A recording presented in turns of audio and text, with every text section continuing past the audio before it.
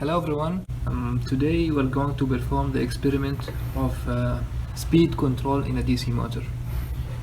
So basically, this is the same setup we had last time. You remember the modeling experiment? We want to control the speed of this disc attached to the DC motor by sending signals from the controller. So what we will do, we will go to my computer, disk D, DC motor experiment, and softwares, the VIs, not modeling. Today we are going to speak about speed control. So if I double click speed control, the LabVIEW software will open,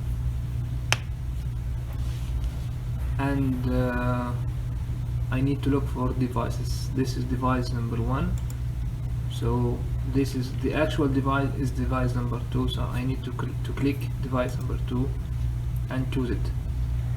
If I run the system,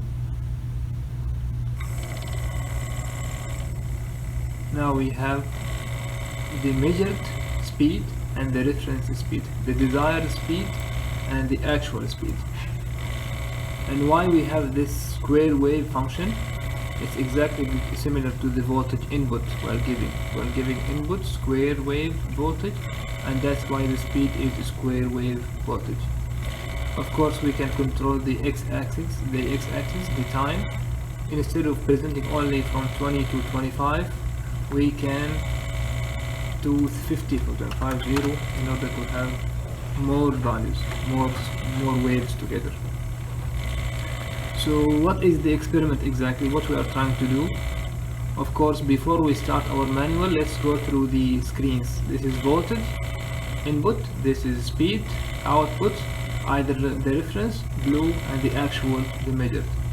Digital scopes for speed, current, and voltage. And this is the how we control our input. So if I say that amplitude instead of 25, I make it 40, we will have higher speed, higher voltage, and higher speed, as you see here. Let's go back to 25. If I say frequency is the repetitions. No, it's too dumb. So if I say frequency 0.2, for example, 0.2, I'll find that the repetitions is we have less cycles in 1 second, less repetitions of the cycles. So let's go back again to 0.4, higher, 0.8, higher, on off, square wave. If I say frequency 0, that means I have no repetitions and one value of speed and one value of voltage, input and output. So offset is the value for speed. So if I say I want to start from 10 by offset, that means the actual value is this amount and offset at 10, offset over 100, for example. Okay, stop. So what is this? This is KB KI, our PI controller. So we want to apply a PI controller with this element 0.05 for KB, 1 for KI, and we want to see the effect of changing KB and KI. Let's go again, run. With KB 0.05, let me change the frequency back to 0.4, and let me change this to 15. So if I change the frequency instead of the KB from 0.5 to 0.2, you see that the response of a system is changed. We have overshoot, we have oscillations, we don't have that steady state response. Good, let's go back to 0.05. If I change KI instead of 1, let's make it 10, for example. We have overshoot. So we know that changing KI and KB affects the system. Let's go back to 1. So we want to know exactly how is the effect of KB and KI for the motor speed. So stop. Let's go back to our manuals, and student manual.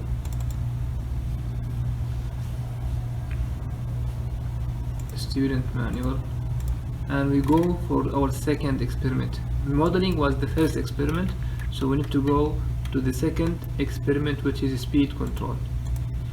Speed control, we have the same exercise, so if you watch in YouTube the last experiment, modeling, it will help you understand the second experiment, which is speed control. So this is the same steps we did last time. We need to open speed control section, open the speed control experiment, which is already open. Make sure that the device is chosen. We already selected device number 2. We need to run the system, and then the motor will start spinning. So already we know how to run our DC motor. So this is the values, default values for signal type. We select square wave in here, but we can change to triangle, to sine wave, to different kind of waves, but let's stick to the square wave. Amplitude 25, so amplitude 25. Frequency 0.4, frequency 0.4, and offset is 100. Offset is 100. So let's go back. Parameters of KB and KI. Let's set KB to 0.05 and KI to 1. 0.05 and 1. Now we shall start our experiment. So examine the behavior of the measured speed shown in red with respect to the reference speed shown in blue, and explain what is happening. So basically we just simply want to run the experiment, and we will take only 7 seconds for example, and we will stop, or even less than that.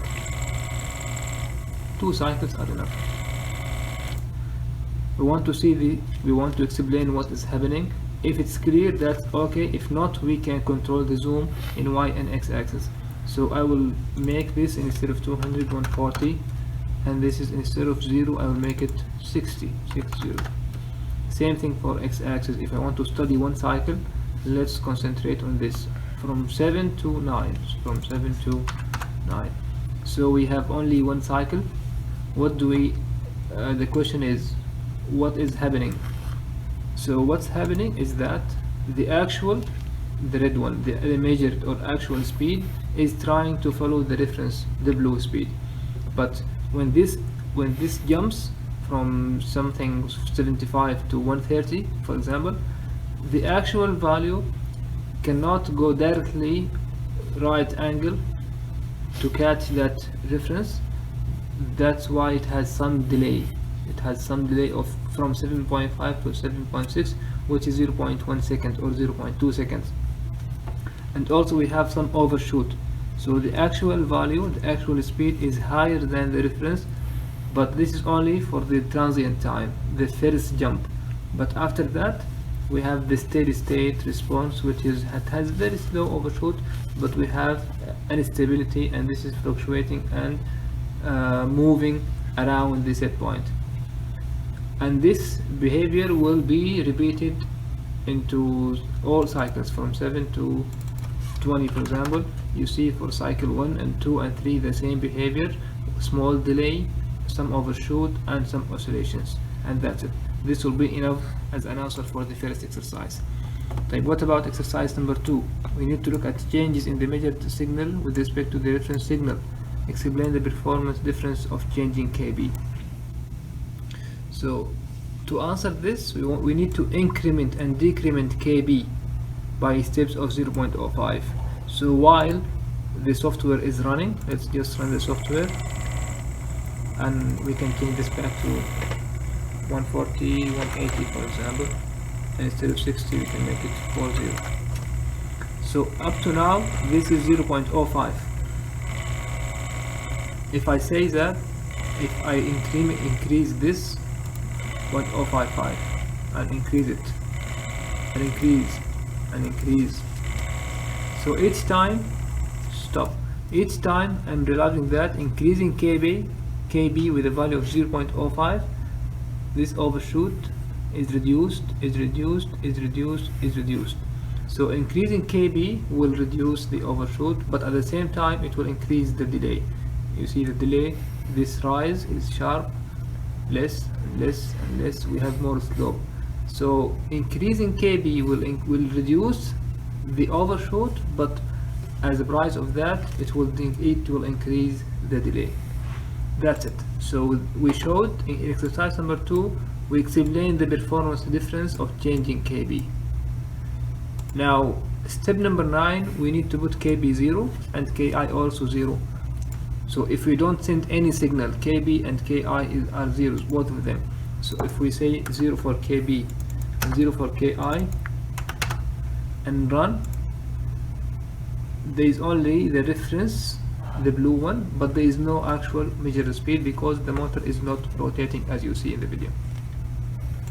Okay, step number 10, we want to increase KI.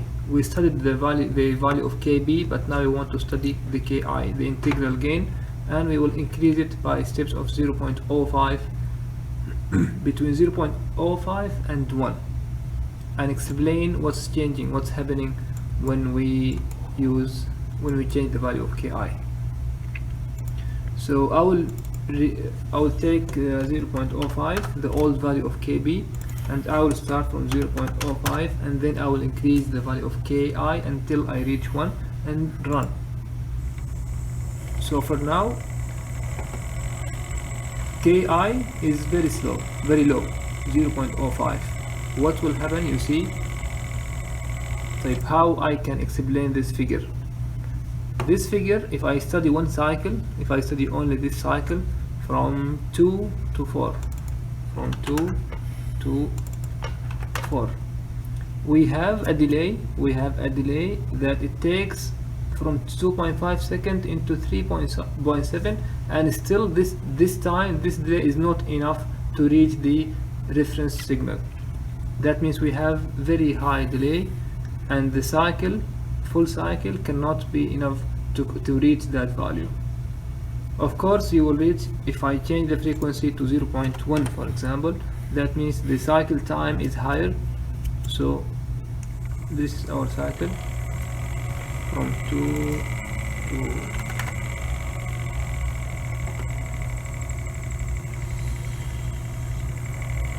you see the delay, but now we are able to reach that value.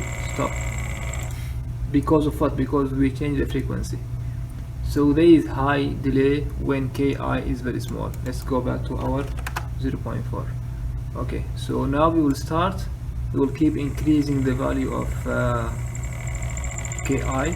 We will increase KI 0.25. You see less delay. Increase it. Less delay. Increase it. Less delay. Increase it.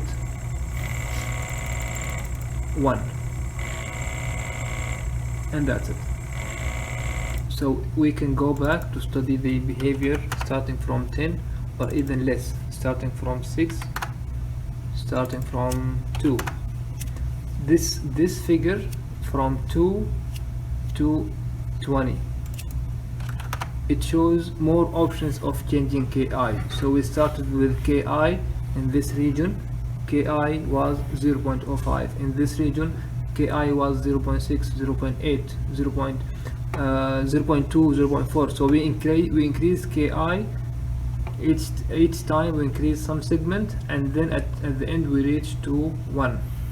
So what we can conclude from this figure, increasing KI will reduce the delay each time, but at the same time it will make some overshoots when KI is higher.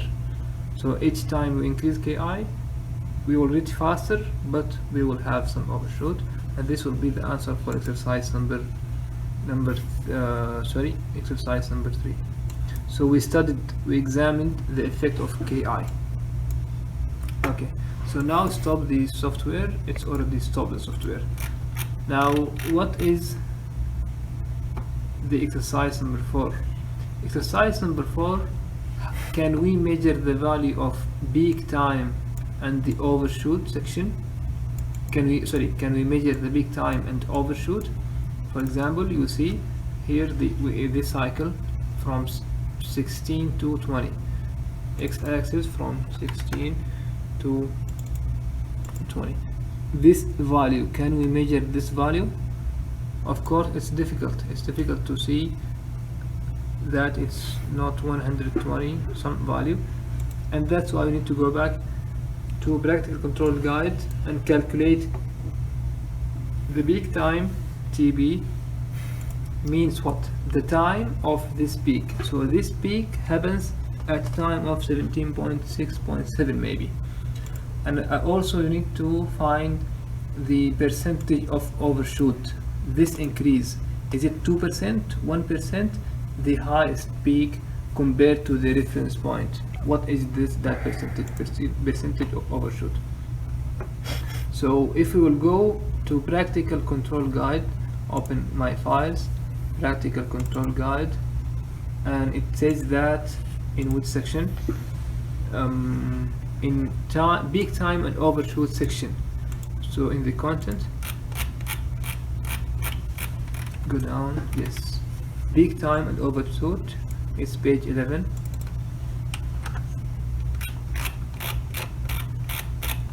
Yes, this one.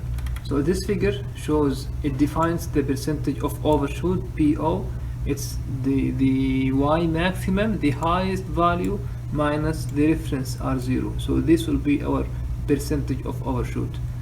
This time at which the peak it happens, it's Tmax, and the start of the signal is T0. Tmax minus T0 is the peak time. So simply we need to calculate the PO, percentage of overshoot. It's Y max minus reference divided by reference multiplied by 100 in order to give a percentage. T peak is T max minus T0. So if you want to measure those elements PO and TB, just we can control the zoom. So we need to look at this amount. Start from 17.5 instead of 16. Start from 17.5 and stop at 18, for example, 1.8, to concentrate on exactly on this peak, which is happening at 17.72, for example. What about y-axis? We need to consider this. We start from 120 and we stop at 140, for example, 140. So the highest peak approximately at 133, and the reference was 125. This delta gives you the PO, and so you can find this percentage of overshoot or find also the peak time in time axis. But at the same time, there is no need to measure them by experiment. We have already one formula to give the percentage of overshoot, which is 100 multiplied by exponential of minus by zeta divided by square root of 1 minus zeta square. This is a second order system. Zeta is the damping ratio, and in the student manual we have that zeta damping ratio is 0.75 and omega, the frequency, is 16 radian per second. So simply if we plug the value of zeta and omega 0 in that equation, in that percentage of overshoot, we will get PO, and if we find peak time, it's pi over omega n 1 minus zeta square, we can get also the peak time, and that's it. So we calculated peak time and overshoot from equations. Good. So if we go back to our experiment, if you go back, this is 0 to 18 and this is 60 to 160, for example. Okay, you know that changing KB and KI will affect the response. So the question is, can you think of a value of KB and KI that will make best fitting of actual speed to the reference speed? Can you just check 0.7 maybe and 0.32, for example, and run and get the perfect matching? So by luck, this is really bad. We have overshoot, we have instability, so we cannot use this. Can we just try 0.215? No, we cannot. So we cannot depend on luck, and that's why we need to learn how to calculate the proper KB and KI, which is exercise number 5. So we need exercise 5, we need to calculate the value of KB and KI from according to the equations given in section 14 and specifications of the DC motor. So how to calculate KB and KI? Same thing from practical control guide. We need to go to the section of speed control, or simply we can control search the proportional or integral gain. So we need to find the relations, how to find KB and KI.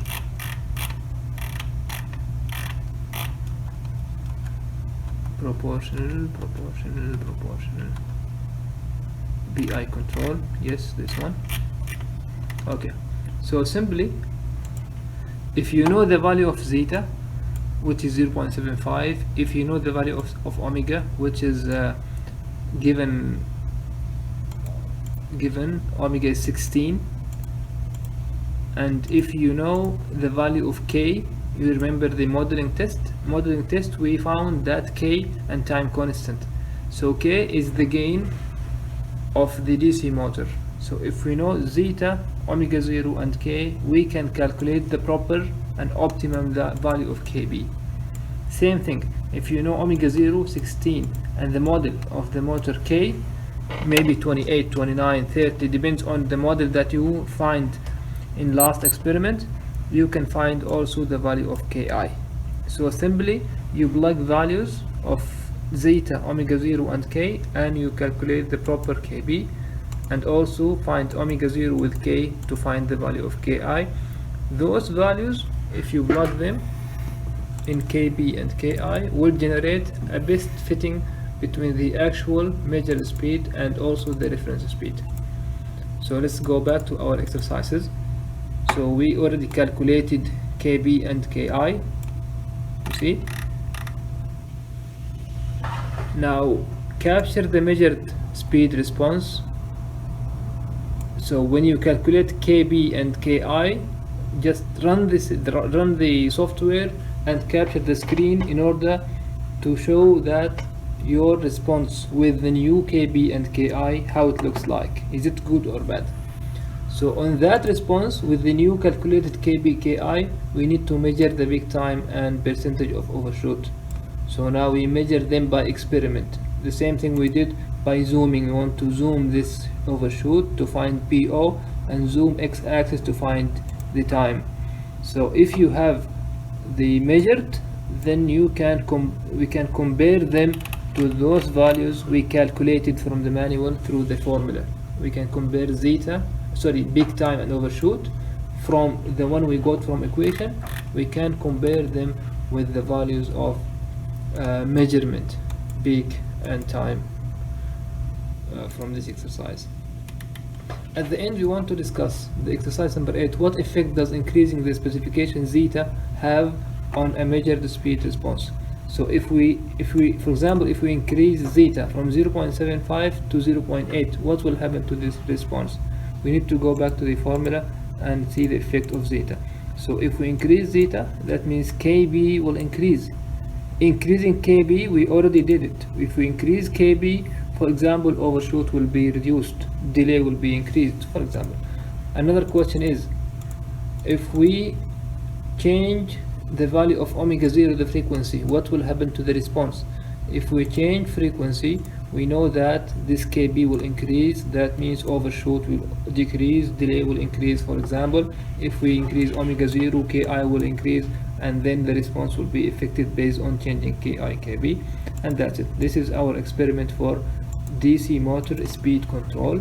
Basically, we compare the calculated KB, KI with the experimental KB, KI. We also calculated the peak time and overshoot, and then we compared them with the measurement of peak time and overshoot, and that's a very simple experiment. So that's it. Thank you very much.